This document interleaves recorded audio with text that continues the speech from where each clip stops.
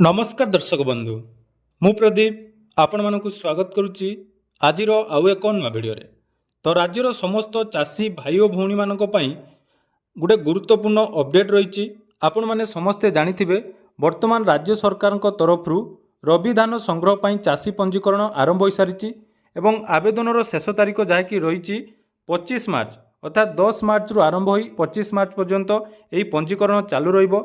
तेणु जो चाषी भाई भौणी माने निजर धान मंडी रे बिक्री करने चाहूँगी एवं पंजीकरण करने चाहूँगी ताले यही समय सीमा मध्य आपण मैंने पंजीकरण करनवा निहाती आवश्यक।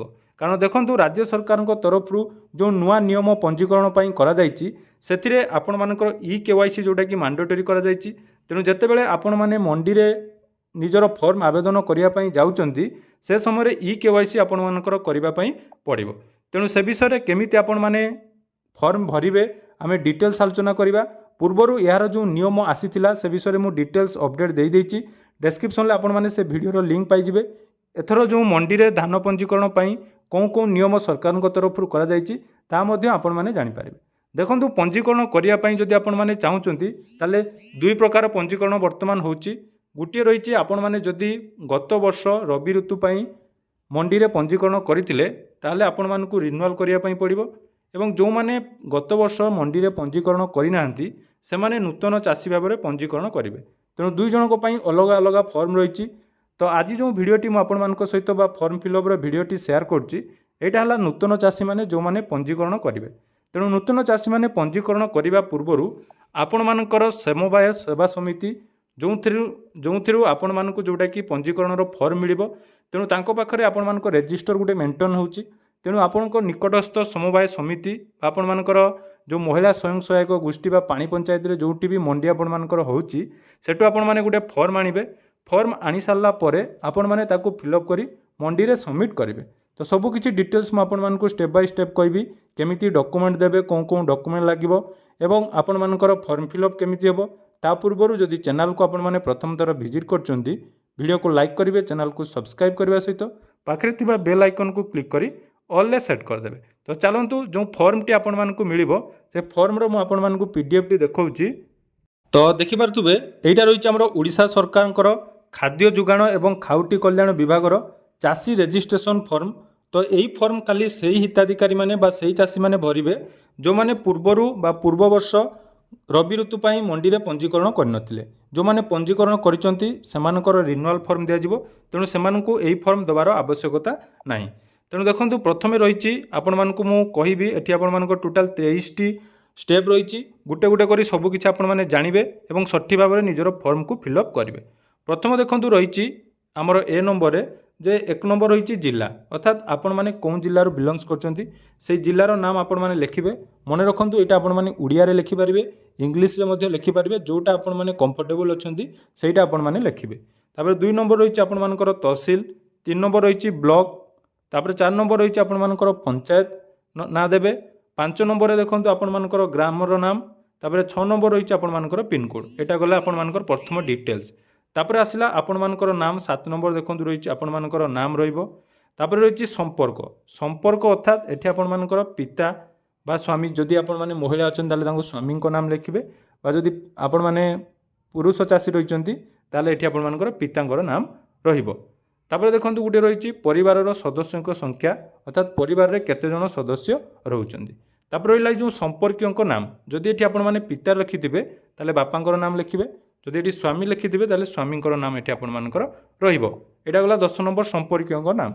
तापर रहिला 11 नंबर जोटा कि मोबाइल नंबर एटा मोस्ट इंपोर्टेंट आपण माने जो मोबाइल नंबर देबे सेही मोबाइल नंबर नहीं आपण माने सेठी कि जिवे कारण एठी ओटीपी मध्ये आपण मानकर लागुची एवं सेही मोबाइल नंबर टी आपण मानकर पाखे रहिबा निहाती दरकार कारण आपण मानकर टोकन लो डिटेल्स बा परवर्ती सबु डिटेल्स आपण माने सेही मोबाइल नंबर माध्यम रे पाई पारिबे। तापर देखंतु 11 नंबर ए रे रहिची विकल्प मोबाइल नंबर अर्थात आपण माने जो नंबर टी देले ता परिवर्ते आपण माने मध्य आउ गुटे सेकंड नंबर मध्य देबे। चेष्टा करिवे दुईटी नंबर देवा पई कारण बहुत समय हमर जदि फर्स्ट नंबर कोनोसी मेसेज न आछि सेकंड नंबर रे मध्य हमें सब डिटेल्स कांटेक्ट करि परिबा। 11 नंबर गला। तापर देखंतु 12 नंबर आसिला जोटा कि मुख्य एवं इंपोर्टेंट एथर पई मु समस्त को कहि रखिबी कारण जेतेबेले आपण माने पूर्वरु जो माने मंडी रे धान देइथिबे जानिथिबे पूर्व फॉर्म रे आपण मानको मानुअली जाकी निजर ବ୍ୟାଙ୍କର ଡିଟେଲ୍ସ ଫିଲ୍ଅପ୍ କରିବା ପାଇଁ ପଡ଼ୁଥିଲା। ଯେଉଁ ବ୍ୟାଙ୍କ ଥିବ ତାଙ୍କର ନାମ, ତାର ଶାଖା ନେମ୍, ଜମା ଖାତା, IFSC କୋଡ଼ ଦିଆଯାଉଛି। କିନ୍ତୁ ଗତ ବର୍ଷ ଠାରୁ କ'ଣ ହେଇଛି ନା ଆପଣମାନଙ୍କର DBT ମାଧ୍ୟମରେ ଯେହେତୁ ଟଙ୍କା ଆସୁଛି, ତେଣୁ ଏଠି ଆପଣମାନଙ୍କର ଆଧାର ସହିତ ଯେଉଁ ବ୍ୟାଙ୍କଟି ଲିଙ୍କ ଅଛି ବା DBT ଯେଉଁ ବ୍ୟାଙ୍କରେ ଆକ୍ଟିଭ୍ ଅଛି ସେଇ ବ୍ୟାଙ୍କରେ ଅଟୋମେଟିକ୍ ଟଙ୍କା ଆସିବ। ତେଣୁ ଏଠି ବ୍ୟାଙ୍କର ଡିଟେଲ୍ସ ଆପଣମାନଙ୍କର ଲାଗିବନି। କିନ୍ତୁ ମନେ ରଖିବେ ପୂର୍ବ ବର୍ଷ ବା ଗତ ଯେଉଁ ଖରିଫ ଋତୁରେ ଚାଷୀମାନଙ୍କର ଗୋଟେ ପ୍ରୋବ୍ଲେମ୍ ହେଇଛି ଯେ ସେମାନେ ଜନଧନ ଆକାଉଣ୍ଟ ଯାହାର ଲିମିଟ୍ ଆପଣମାନଙ୍କର 1 ଲକ୍ଷ ଟଙ୍କା ରହିଛି ଏବଂ IPPB ଇଣ୍ଡିଆ ପୋଷ୍ଟ ପେମେଣ୍ଟ ବ୍ୟାଙ୍କରେ DBT ଆକ୍ଟିଭ୍ କରିଛନ୍ତି ଯାହାର ଲିମିଟ୍ 2 ଲକ୍ଷ ରହିଛି, ସେହି ସବୁ ଯଦି ଆକାଉଣ୍ଟ ଆପଣମାନଙ୍କର ଅଛି ତାହେଲେ ଆପଣମାନେ କ'ଣ କରିବେ, ନିଜର ଜନଧନ ଆକାଉଣ୍ଟକୁ ତାକୁ ରେଗୁଲାର ଆକାଉଣ୍ଟରେ କନଭର୍ଟ କରିବେ ଯାହାର ଲିମିଟ୍ ଅଟୋମେଟିକ୍ ବଢ଼ିବ। ଏବଂ IPPB ଆକାଉଣ୍ଟ ଯଦି ଅଛି ଇଣ୍ଡିଆ ପୋଷ୍ଟ ପେମେଣ୍ଟ ବ୍ୟାଙ୍କରେ ତାହେଲେ ପ୍ରାୟତଃ ଆପଣମାନେ କରିଦେଇଥିବେ POSB ସହିତ ଲିଙ୍କ, ଏବଂ POSB ସହିତ ଯଦି ଲିଙ୍କ ହେଇଯାଇଛି ତାହେଲେ ଆପଣମାନଙ୍କର କୌଣସି ପ୍ରୋବ୍ଲେମ୍ ହେବ ନାହିଁ, ତା ମଧ୍ୟ ଆପଣମାନେ ମନେ ରଖିବେ। ତାପରେ ଆସିଲା 16 ନମ୍ବର KMS ବର୍ଷ, ଯେଉଁଟାକି ଏଇଟା କେତେ ରହିବ 2025-26 ଏବଂ ଋତୁ କ'ଣ ରହିବ ଆପଣମାନଙ୍କର ରବି ଋତୁ ରହିବ, ମନେ ରହିଲା। ତାପରେ ଆପଣମାନଙ୍କର 18 ନମ୍ବର ଆସିଲା ଆଧାର ନମ୍ବର, ଏଠି ଆପଣମାନଙ୍କର ଆଧାର ନମ୍ବର ଏଣ୍ଟର କରିବେ। ତାପରେ ଜେଣ୍ଡର ପୁରୁଷ ବା ମହିଳା ସେଠି ଆପଣମାନେ ସିଲେକ୍ଟ କରିବେ। ଧାନ ବିକ୍ରି କରିବାର କେନ୍ଦ୍ର ଅର୍ଥାତ୍ କେଉଁଠି ଆପଣମାନେ ଧାନ ବିକ୍ରି କରୁଛନ୍ତି, ଆପଣଙ୍କର ସମବାୟ ସମିତି ହେଉ ବା ମହିଳା ଗୋଷ୍ଠୀ ସ୍ୱୟଂ ସହାୟକ ଗୋଷ୍ଠୀ ହେଉ ବା ପାଣି ପଞ୍ଚାୟତ যেইটি ବି ଆପଣମାନେ ମଣ୍ଡି ରହିଛି ତାର ଡିଟେଲ୍ସ ଦେବେ। ତାପରେ ଦେଖନ୍ତୁ 23 ନମ୍ବର ମଧ୍ୟ ମୋଷ୍ଟ ଇମ୍ପୋର୍ଟାଣ୍ଟ, ଯେହେତୁ ଏଇଟା ରବି ଋତୁ ପାଇଁ କେବଳ ଜଳସେଚିତ ଜାଗାରେ ହିଁ ଆପଣମାନଙ୍କ ରେଜିଷ୍ଟ୍ରେସନ ହେବ ବା ପଞ୍ଜୀକରଣ ହେବ, ତେଣୁ ସେଇ ଲିଫ୍ଟର ନମ୍ବର ଦେବେ ଏବଂ ବୋରୱେଲ୍ ଯଦି କରୁଛନ୍ତି ତାର ଇଲେକ୍ଟ୍ରିସିଟିର କନଜ୍ୟୁମର ନମ୍ବର ଆପଣମାନଙ୍କୁ ଏଠି ଦେବା ପାଇଁ ପଡ଼ିବ। ଏଇଟା ହେଲା ମୋଷ୍ଟ ଇମ୍ପୋର୍ଟାଣ୍ଟ। ତାପରେ ଦେଖନ୍ତୁ ଏପଟକୁ ଆସିବା 19 ନମ୍ବରରେ ଯଦି ରହିଛି ଆମର ଯେଉଁଟାକି ଆପଣମାନଙ୍କର କାଷ୍ଟ ରହିଛି, ଆପଣମାନେ କେଉଁ କାଷ୍ଟରୁ ବିଲଙ୍ଗସ୍ କରୁଛନ୍ତି ତାହା ମେନସନ୍ କରିବେ ଏବଂ ଧାନ ଆଣିବାର ସମ୍ଭାବିତ ସମୟ, ମାସର ନାମ ଅର୍ଥାତ୍ ମେ ମାସରୁ ଆରମ୍ଭ ହେଉଛି, ମେରୁ ଜୁନ୍ 2 ମାସ ସେଟା ହେବ, ତେଣୁ ଆପଣମାନେ କେଉଁ ମାସରେ ଆଣିବେ ସେଟା ସିଲେକ୍ଟ କରିବେ। ଏବଂ ତାପରେ ରହିଲା ପକ୍ଷ ଅର୍ଥାତ୍ 15 ଦିନକୁ ଆମେ ଗୋଟେ ପକ୍ଷ କହୁଛୁ, ତ 1ରୁ 15 ଦିନ ଭିତରେ ଆପଣମାନେ ଆଣିବା ପାଇଁ ଚାହୁଁଛନ୍ତି କି 15ରୁ ଆପଣମାନଙ୍କର 30 ତାରିଖ ଭିତରେ ଆଣିବା ପାଇଁ ଚାହୁଁଛନ୍ତି, ତାହା ମଧ୍ୟ ଏଠି ଆପଣମାନେ ମେନସନ୍ କରିବେ। ସବୁ ମେନସନ୍ କରିସାରିଲା ପରେ ଫାଇନାଲି ଯେଉଁଟାକି B ଫର୍ମ, ଯେଉଁଟାକି ମୋଷ୍ଟ ଇମ୍ପୋର୍ଟାଣ୍ଟ, ଏଇଟା ଗଲା ଆମର ଜମିର ଡିଟେଲ୍ସ। ତ ଜମିର ଯେଉଁ ଡିଟେଲ୍ସ ଆପଣମାନେ ଦେବେ, ମନେ ରଖିବେ ଖରିଫ ଋତୁରେ ଆପଣମାନେ ଯେଉଁ ଜମିର ଡିଟେଲ୍ସ ଦେଇଥିବେ ତାର ଡିଟେଲ୍ସ ଏଠି ସବୁ କାମକୁ ଆସିବ ନାହିଁ। ଯେଉଁ ଜମିଗୁଡ଼ିକ ଆପଣମାନଙ୍କର ଜଳସେଚିତ ଜମି ଅଛି ସେଥିରେ ହିଁ ଆପଣମାନଙ୍କର କେବଳ ରେଜିଷ୍ଟ୍ରେସନ ହେବ। ଏବଂ ମନେ ରଖନ୍ତୁ ଏଥର ସାଟେଲାଇଟ୍ ଯେଉଁଟାକି ଭେରିଫିକ୍ ସର୍ଭେ କମ୍ପଲସରି ହେଉଛି, ତେଣୁ ଆପଣମାନେ କୌଣସି ଭୁଲ ତଥ୍ୟ ଦେବେ ନାହିଁ, ନହେଲେ ପରବର୍ତ୍ତୀ ସମୟରେ ଆପଣମାନଙ୍କ ଟୋକନ ମଧ୍ୟ ଯାଇକି ଆସି ନପାରେ, ଏଇଟା ମଧ୍ୟ ଆପଣମାନେ ମନେ ରଖିବେ। ତ ସେଥିରେ ଦେଖନ୍ତୁ ପ୍ରଥମେ ରହିଛି ଆପଣମାନଙ୍କର ତହସିଲ ନମ୍ବର ନାମ ଆପଣମାନେ ଲେଖିବେ, ରେଭିନ୍ୟୁ ସାର୍କେଲ ବା RI ଅଫିସ୍, ତାପରେ ଆପଣମାନଙ୍କର ଗ୍ରାମ ଖାତା ନମ୍ବର। ଏଇଟା କେଉଁ ତହସିଲ କ'ଣ ଲେଖିବେ ସେଟା ମୁଁ କହୁଛି, ଏଇଟା ଆପଣମାନଙ୍କ ତହସିଲ ବିଷୟରେ ଲେଖିବେ ନାହିଁ। ଆପଣମାନଙ୍କର ଯେଉଁ ପଟ୍ଟାର ଅଛି ବା RORକୁ ଡାଉନଲୋଡ଼ କରିବେ, RORରେ ଯେଉଁ ଡିଟେଲ୍ସ ଲେଖା ହେଇଛି ସେଇ ଡିଟେଲ୍ସ ଅନୁସାରେ ଏଠି ଆପଣମାନେ ଫିଲ୍ଅପ୍ କରିବେ, ଏଇଟା ମନେ ରଖିବେ। ତାପରେ ଦେଖନ୍ତୁ ଆପଣମାନଙ୍କର ଖାତା ନମ୍ବର ଦେଲେ, ତ ସେଇ ଗୋଟେ ଖାତା ନମ୍ବର ଉପରେ ଯେଉଁ ପ୍ଲଟ୍ରେ ଆପଣମାନେ ଚାଷ କରୁଛନ୍ତି ସବୁ ପ୍ଲଟ୍ର ଡିଟେଲ୍ସ ଦେବେ। ଜମି ମାଲିକଙ୍କର ନାମ ଲେଖିବେ, ଯଦି ଆପଣମାନେ ନିଜ ନାମରେ ଜମି ଅଛି ତାହେଲେ ଆପଣମାନଙ୍କର ନାମ ଲେଖିବେ ଏବଂ ତଳେ ଏଠି କ'ଣ ଲେଖିବେ, ନିଜେ ବୋଲି ଲେଖିବେ।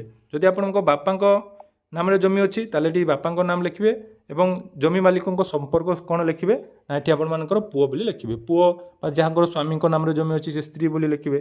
এইଭଳି ଭାବରେ ଆପଣମାନେ ଲେଖିବେ। ଯଦି ଆପଣମାନେ ଭାଗ ଚାଷୀ ଅଟନ୍ତି, ମନେ ରଖନ୍ତୁ ଭାଗ ଚାଷୀ ଯଦି ହେଇଛନ୍ତି ତାହେଲେ ଏଠି ଭାଗ ଚାଷୀ ବୋଲି ଲେଖିବେ ଏବଂ ଭାଗ ଚାଷୀମାନଙ୍କ ପାଇଁ ଗୋଟେ ଇମ୍ପୋର୍ଟାଣ୍ଟ ହେଉଛି ସହମତି ପତ୍ର, ତାହା ମଧ୍ୟ ମୁଁ ଆପଣମାନଙ୍କୁ ଡିଟେଲ୍ସ ଭିଡ଼ିଓ ୟା ପରବର୍ତ୍ତୀ ଭିଡ଼ିଓରେ କହିବି। ଏଇଟା ଭାଗ ଚାଷୀ ବିଷୟରେ ଆମେ କିଛି କହୁନୁ, ପରବର୍ତ୍ତୀ ଭିଡ଼ିଓରେ ମୁଁ ଭାଗ ଚାଷୀ ବିଷୟରେ କହିବି କାରଣ ଟିକେ ଲେନ୍ଦି ହେଇଯିବ, ତା ପାଇଁ ମଧ୍ୟ ଗୋଟେ ଫର୍ମ ରହିଛି। ତ ସବୁ ଡିଟେଲ୍ସ ଦେଇସାରିଲା ପରେ ଆପଣମାନଙ୍କର ଏଠି ଆଉ କିଛି ଦେବା ଦରକାର ନାହିଁ, କେବଳ ଭାଗ ଚାଷୀମାନେ ଏଠି ଜମି ମାଲିକଙ୍କର ନାମ ଲେଖିବେ, ତାଙ୍କର ଆଧାର ନମ୍ବର ଦେବେ, ତାଙ୍କ ମୋବାଇଲ ନମ୍ବର ଦେବେ, ତେଣୁ ଏଇଟା ଦେବାର ଆପଣଙ୍କର ଆବଶ୍ୟକତା ନାହିଁ। ତାପରେ ଆସିଲା ଜମିର ପରିମାଣ। ଜମିର ପରିମାଣରେ ପ୍ରଥମ ଦେଖନ୍ତୁ ଲେଖା ହେଇଛି ପଟ୍ଟା ଅନୁଯାୟୀ, ଅର୍ଥାତ୍ ପଟ୍ଟାରେ ଆପଣମାନଙ୍କର କେତେ ଜମି ଅଛି ଏବଂ ଚାଷ ହୋଇଥିବା ଜମି। ଧରାଯାଉ ଆପଣମାନଙ୍କର ପଟ୍ଟାରେ ଏଠି 10 ଡିସମିଲ୍ ଅଛି, ତ ଆପଣମାନେ ବା 1 ଏକର ଅଛି, ତୁମେ ତା ଭିତରୁ ଯଦି ଆପଣମାନେ 1 ଏକର ଚାଷ କରିଥିବେ ତାହେଲେ 1 ଏକର ଲେଖିବେ। ତ ଯଦି ଆପଣମାନେ 0.5 ଏକର ଯାହା ବି ଆପଣମାନଙ୍କର ଚାଷ ହେଇଛି, ଫୁଲ୍ ଜମି ତା ସହିତ କେତେ ଚାଷ ହେଇଛି ତାର ଡିଟେଲ୍ସ ଦେବେ। ତାପରେ କିସମ ଦେଖନ୍ତୁ, କିସମରେ ଆପଣମାନେ ସେଠି ପାଇଯିବେ ଯେ ଜଳସେଚିତ କି ଅଣଜଳସେଚିତ, ପ୍ରାୟ ସବୁଗୁଡ଼ିକ ଯେଉଁଗୁଡ଼ିକ ଜଳସେଚିତ ସେଇଟା ହିଁ ଆପଣମାନଙ୍କୁ ଏଠି ଦେବେ।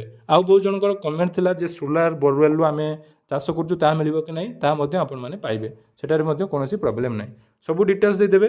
ଯଦି ଆପଣମାନଙ୍କର ଏଇ 3ଟି ଫର୍ମ ବା 3ଟି ବକ୍ସରେ ସବୁ କ୍ଲିଅର ହେଇଯାଉଛି, ତାପରେ ବି କିଛି ଜମି ରହିଯାଉଛି, ତାହେଲେ ଆପଣମାନେ କ'ଣ କରିବେ, ତାର ନେକ୍ସଟ ପେଜ୍କୁ ମଧ୍ୟ ବ୍ୟବହାର କରିପାରିବେ। तो सबू डिटेल्स देदेवे डिटेल दे सारा पर ये आमर सिग्नेचरटी रहा आपर सिग्नेचर सहित डॉक्यूमेंट हिसाब से आपण मैंने कौन देवे ना निजर आरओआर देवे आपण जमीर पट्टार जेरक्स देवे ता सहित आपण मानकर आधार कार्डर जेरक्स देवे एवं जलसेचित जमी देखंतु जो गुड़िक जलसेचित जमी तांकर जो बिल बा आमर जो बोरवेल जो करिसेंती तांकर बिल मध्य आपण मानक एटी दबा पई पड़िबो। तेणु सब डिटेल्स आपण माने एटी देई सारला परे एई फॉर्म को नहीं आपण माने निज पंचायत रे जाकी सबमिट पंचायत कहूँ आमर समवाय समिति रे सबमिट करदेवे। तेणु एई प्रोसेस प्रथम आपण माने फॉर्म कलेक्ट करंतु ताकू भल भाव आगे डिटेल्स देखंतु जो प्रोसेस मु आपण मानकू कहली सेही प्रोसेस रे फॉर्म फिलअप करंतु। जदि अन्य कोनोसी डाउट अछि मते कमेंट सेक्शन रे कमेंट करि पारिबे न डिस्क्रिप्शन ला हमर टेलीग्राम चैनल रो लिंक अछि सेठी मध्ये जॉइन हेई आपण मानकर फॉर्म फिलअप रिलेटेड जहाँ भी इश्यू अछि मो सहित कथा हेई पारिबे। धन्यवाद।